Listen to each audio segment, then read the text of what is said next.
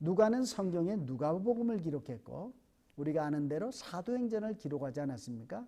그래서 누가는 의사라는 것은 자연과학도 아닙니까?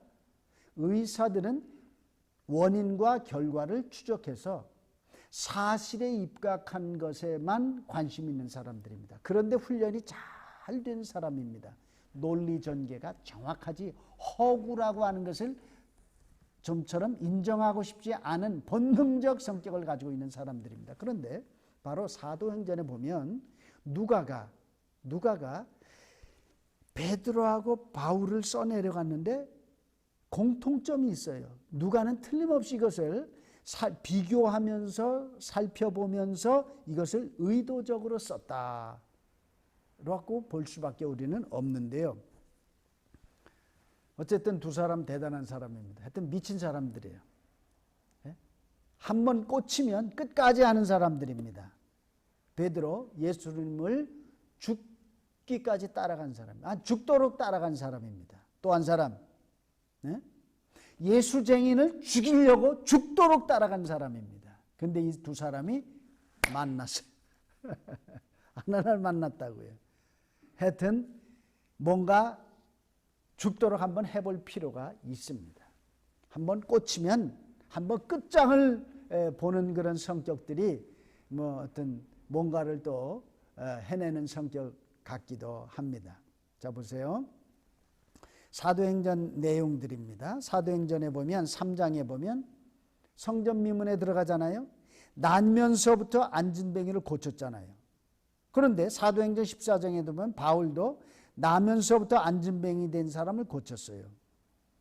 베드로에게 그림자만 스쳐도 사람 병자들이 다 나고 귀신이 떠나가는 거예요. 그런데 바울에게는 바울이 쓰던 손수건이나 그리고 바울이 일하던 행커치프입니다. 여기는 레더 작업하는 거니까 그 앞치마만 가져다가 얹어도 귀신이 떠나가고 막 사람이 낫는 거예요.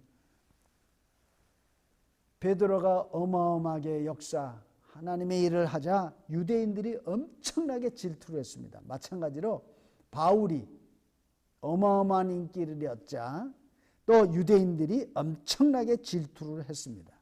베드로는 마법사 시몬과 대결해서 이겼습니다.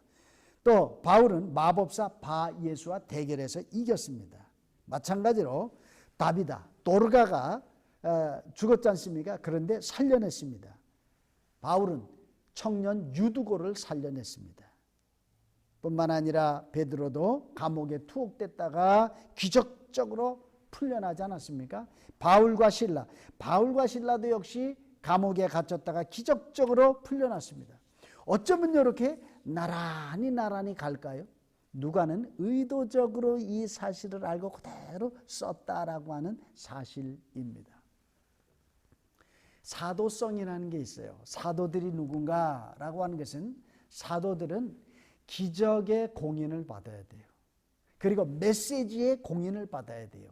삶의 공인을 받아야 되는데 이 베드로하고 이 바울이 이 사도성에 있어서 아주 당당한 것에 이것을 우리가 견주는 것을 봅니다. 하여튼 이 두 분 성격 두 분 다 대단해요. 베드로 성격 한 가닥 하잖아요. 바울도 보세요. 예수 믿는 사람 죽이려고 떨려 들어가다가 갑자기 꽈당한 거 아닙니까? 네. 그러나 복음 때문에 이분들이 얼마나 죽을 고생을 많이 했습니까?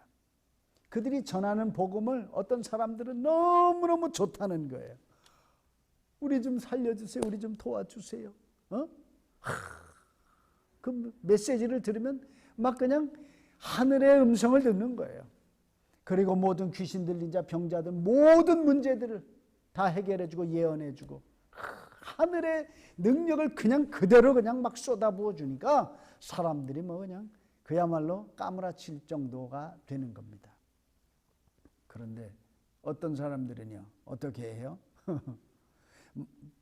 성경에 이런 말이 있어요. 마음에 찔려 형제들아 우리가 어찌할꼬 라고 회개하는 사람이 있는가 하면 이거는 리셉션이죠. 수용적 반응을 하는 거예요. 그런데 또 한 군데 보면 마음에 찔려 저를 향하여 이를 갈거늘 그에게 달려들어 성 밖으로 내치고 돌을 칠세. rejection이에요. 거절하는 거예요. 환영도 받지만 핍박도 받는 거예요. 참 놀랍습니다. 진짜는 갖다 들이대면 가치를 아는 사람은 받아들이지만 가치를 모르는 사람은 뱉어내는 거예요. 수용과 거절입니다. 근데 바울에게서도 똑같고 또 베드로에게도 똑같습니다.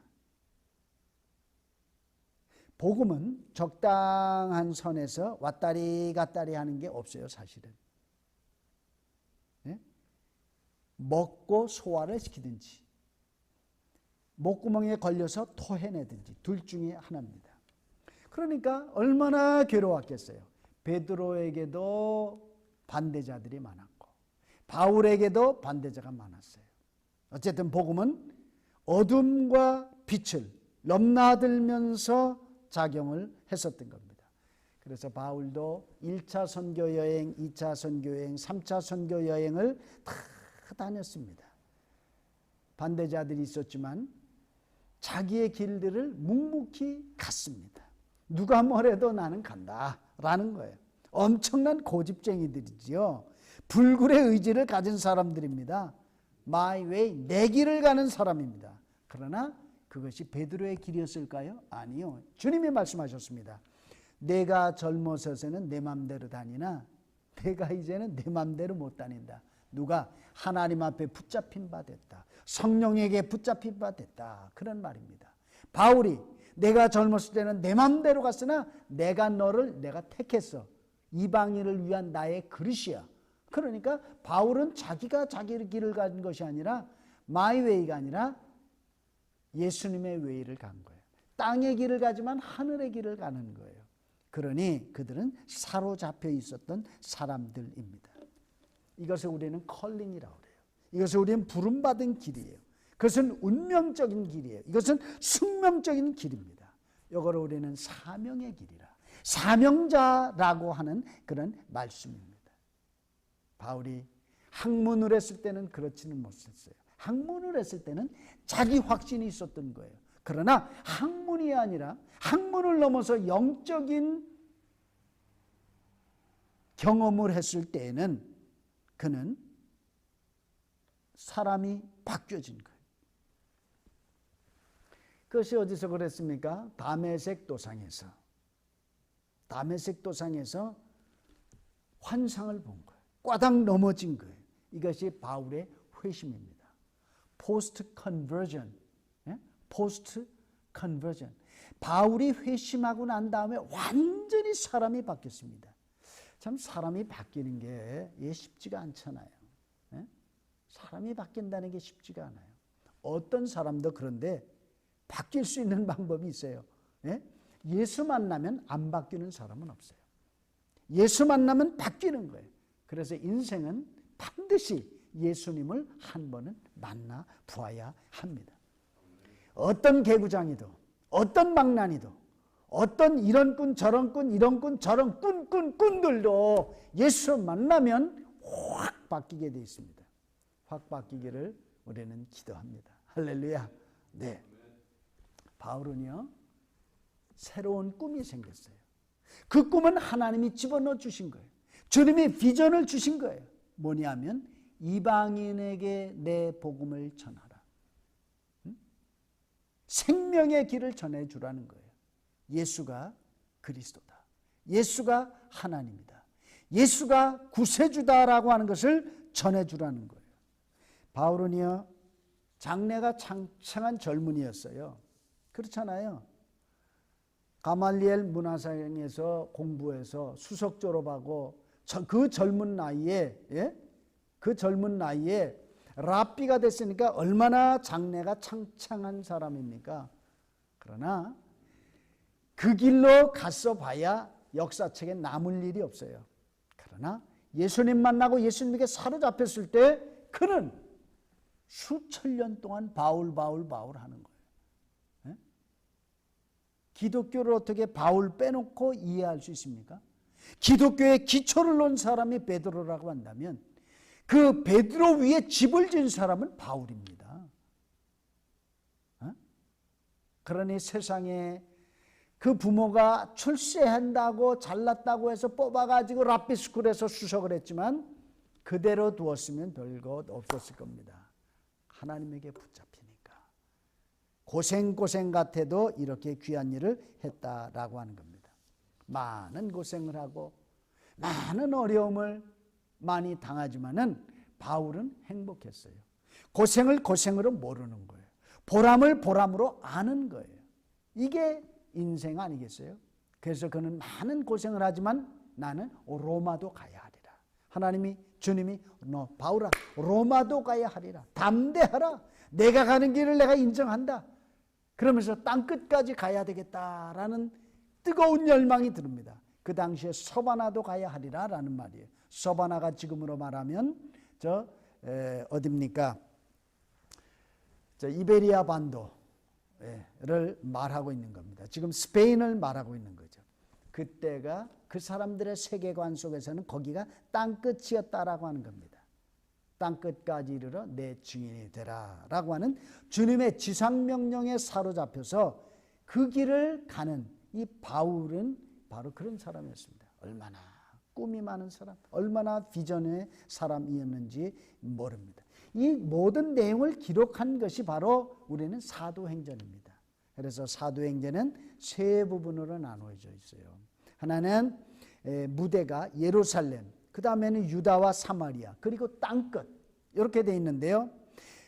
베드로가 예루살렘과 사마리아, 유대까지 베드로예요. 그러나 땅끝까지 전파가 되어지는 데에는 들어쓴 사람이 있어요. 이게 바로 바울이라고 하는 말씀입니다. 하나님의 부르심은 각각이에요. 컬링은 각각이에요. 내가 모든 일을 다 하는 게 아니에요. 내게 맡겨진 일 이 부분을 한다 그 말입니다. 우리가 베드로가 더 훌륭하냐 바울이 더 훌륭하냐 우리는 비교해서 경쟁시키고 훈련시키고 어떤 라이벌을 만들려고 하는 것이 아닙니다. 부름받은 자리가 중요하고 부름받은 자의 열정과 부름받은 자의 인내와 부름받은 자의 충성심이 중요하다는 말입니다. 사도들의 행적을 다 기록한 책 사도행전입니다.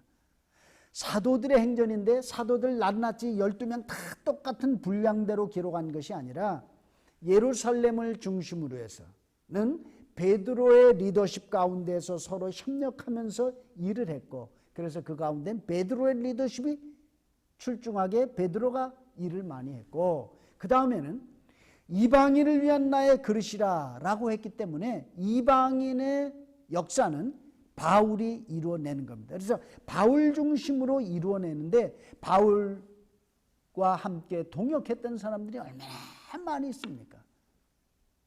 그렇죠? 성경은 그런 내용들을 기록하고 있습니다. 그러나 바울이 앞장서서 가장 많은 수고를 했다라고 하는 거죠.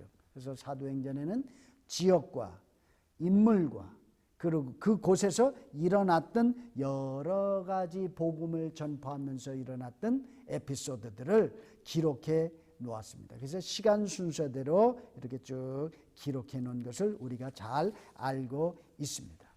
바울 대단한 분 아닙니까? 1차 전도여행 갔다 오고 2차 선교 갔다 오고 3차 또 갔다 오고 지칠만도 한데 아니야 땅끝을 가야 돼. 그런데 땅끝을 어떻게 갈까라고 했는데 하나님의 오묘한 섭리 가운데서요 예루살렘에 갔다가 체포를 당했는데 엉뚱한 누명을 씌웠잖아요. 우리 사도행전에서 다 보셨잖아요. 엉뚱한 누명을 써서 재판 밖에 댕겼습니다. 그래서 체포당했는데 나는 여기서 로마 시민권자이기 때문에 나는 로마 가이사 황제 앞에 내 케이스를 호소한다. 그래서 그러면 황제 앞에 가서 재판받아라. 그래서 로마로 죄수 아닌 죄수가 돼서 호송되어져 갑니다. 그때가 59년입니다. 야, 참 기가 막힌 이런 스토리들이 전개되어지고 있습니다. 바울 대단한 분입니다. 바울을 통해서 우리가 여러 가지 교훈이 있지만요. 첫 번째 받을 수 있는 교훈은 이거 같아요. 첫 번째는요. 복음은 전하지 않으면 전하지 않으면 들을 수가 없다라고 하는 겁니다. 유대와 예루살렘과 온 유대와 사마리아와 땅끝까지.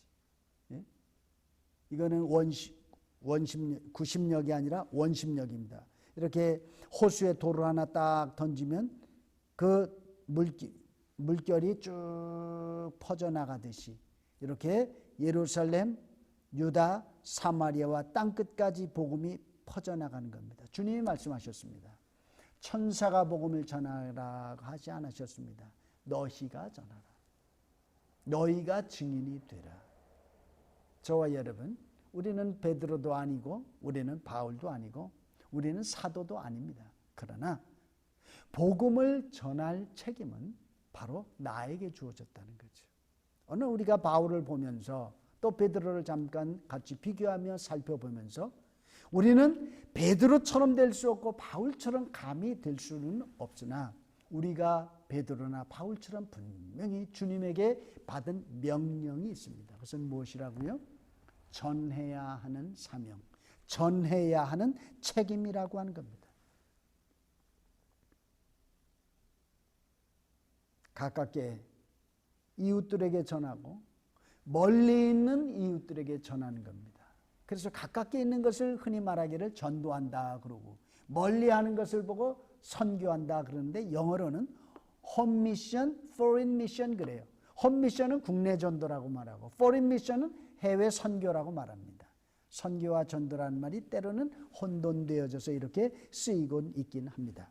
그러나 지구를 한 바퀴 다 도는데 자그마치 2000년이라는 세월이 흘렀습니다. 전해야 됩니다. 전하는 책임은 우리 겁니다. 예수님은 천사에게 전하라 하지 아니고 나에게 전하라. 누가 전하겠지가 아니라 내가 전하는 겁니다. 누구에게? 내 가족에게 먼저 전하십시오. 주 예수를 믿으라. 그리하면 너와 내 하우스홀드가, 온 가정이, 너의 가문이 구원을 받으리라. 남편 전도 누가 합니까? 아내 전도 누가 합니까?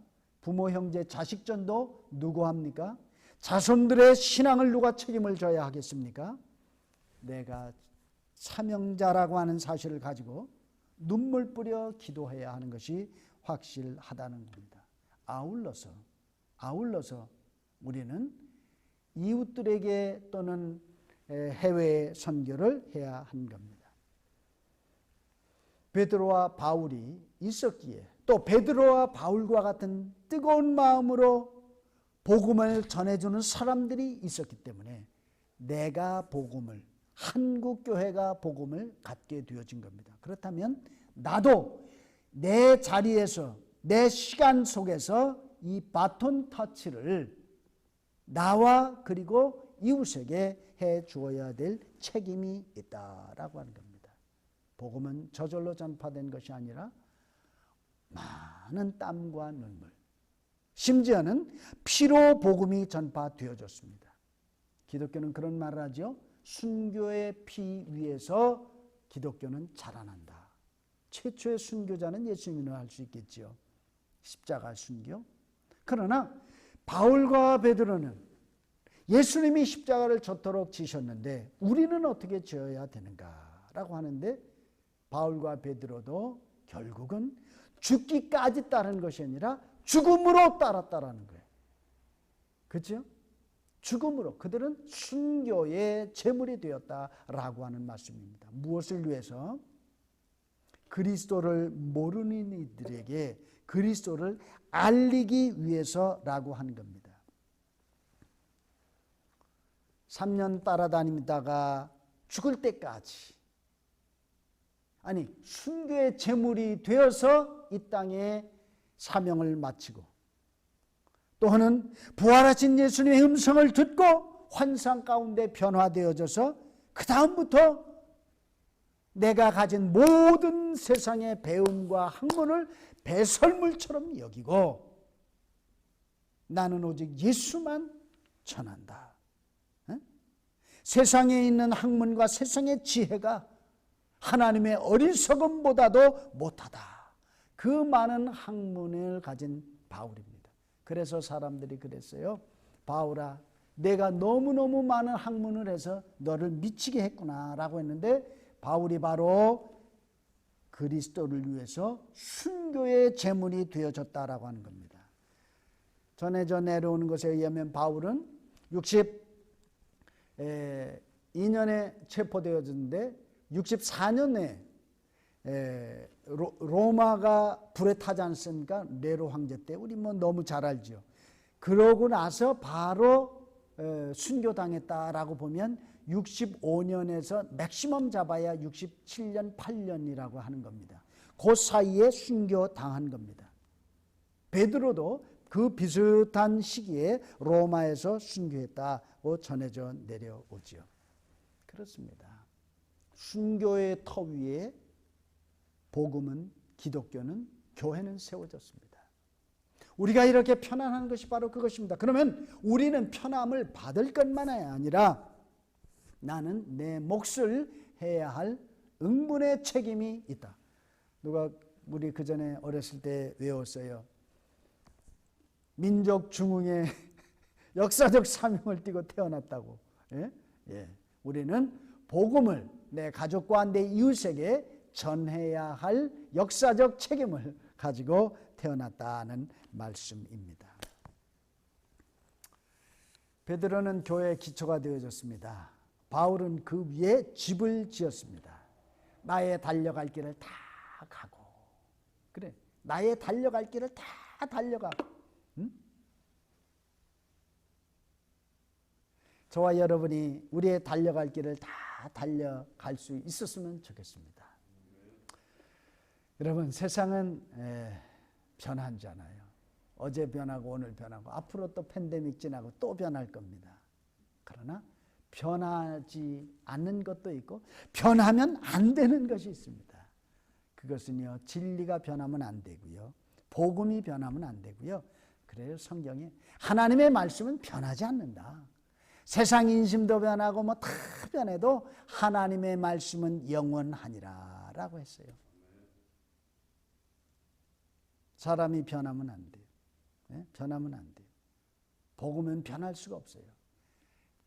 예수님이 전한 복음이나 바울이 전한 복음이나 그리고 우리가 오늘 가지고 있는 이 복음은 변할 수가 없는 것입니다.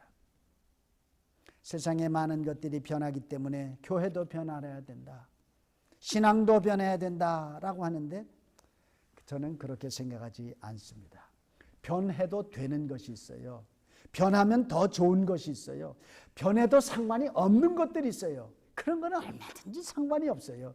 이래도 되고 저래도 되고 하는 거는 다 문제가 없어요. 바울도 그랬어요. 융통성이 있었어요. 바울도 뭐 이래도 되고 저래도 다 봤어요. 바울은 굉장히 융통성이 많아요. 헬라인에게는 헬라인과 같이 대하고 유대인에게는 유대인과 같이 대하고 다 그랬었던 겁니다.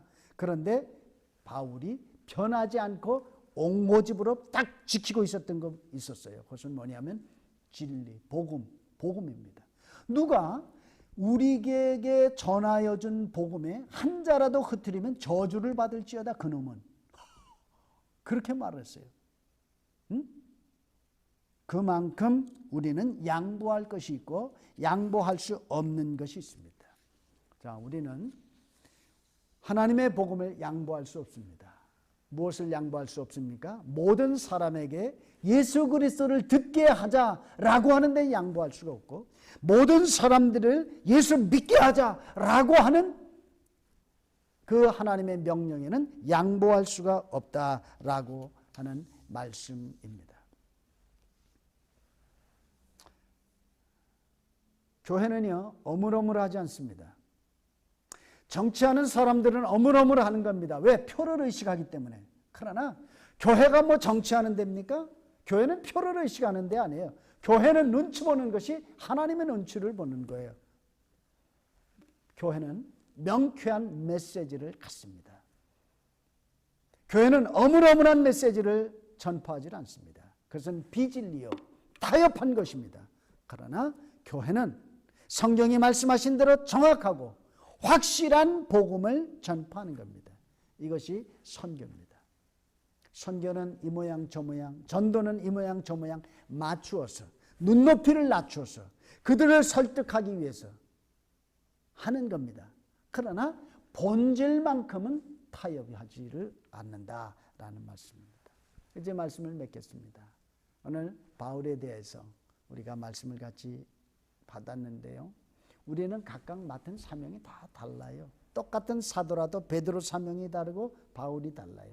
베드로는 국내형이에요. 말하자면 바울은 해외형이에요. 쓰임이 다르고 하나님이 목적한 게 달라요. 왜냐하면 베드로는 국내에 쓸 때 가장 잘 쓸 수 있어요. 바울은 멀티컬처를 경험했고 언어가 능통하고 많은 사람들에게 복음을 잘 전해야 되기 때문에 여기에 안성맞춤으로 훈련되어진 것이 바울이거든요.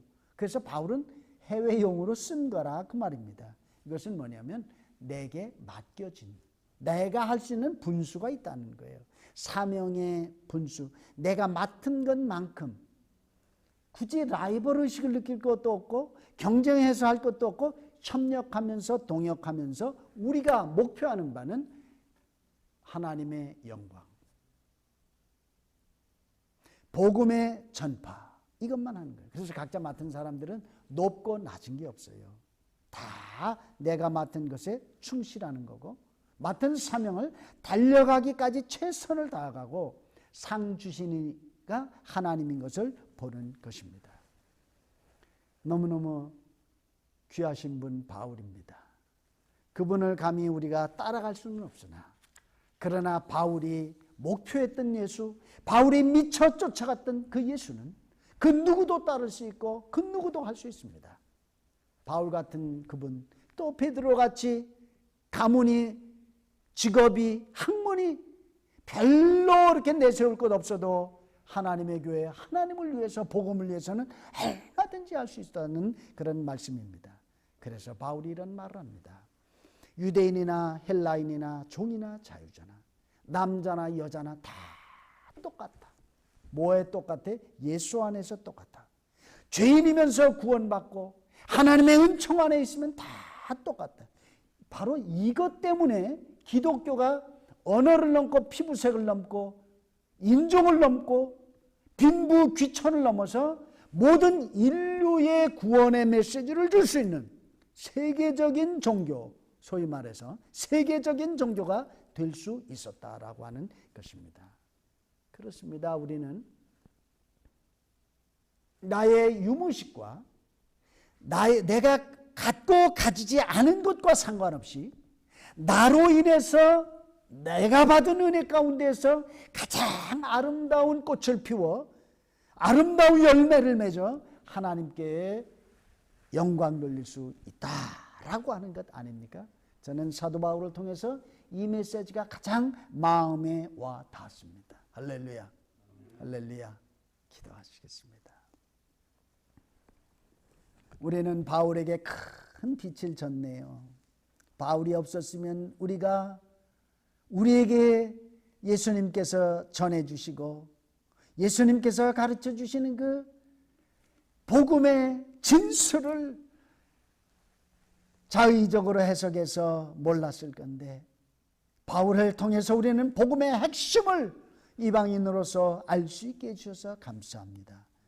바울을 부르시고 바울을 쓰신 예수님과 하나님을 찬양하며 바울 안에 역사하신 성령 하나님을 찬양합니다. 우리도 바울의 뜨거운 마음을 주시고 우리도 바울의 충성스러운 마음을 주시고 우리도 작은 입 열어 큰 복음 증거하게 하여 주옵소서. 갖추지 못했다 없다 있다 하지 아니하고 우리에게 주어진 곳에서 최선을 다해서 나만의 부름 속에서 나만의 꽃을 피우고 나만의 열매를 맺어 하나님께 잘했다 칭찬받는 우리 모두가 되게 하옵소서.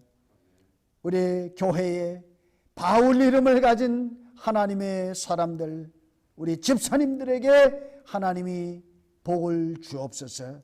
바울의 열정과 바울의 수고를 주시고 바울의 칭찬을 허락하시옵소서.